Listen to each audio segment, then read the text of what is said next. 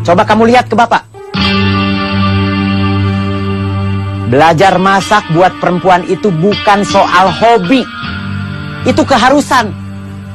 Nanti kalau kamu sudah dewasa, kamu punya rumah tangga, punya suami, punya anak, siapa yang masak? Pembantu.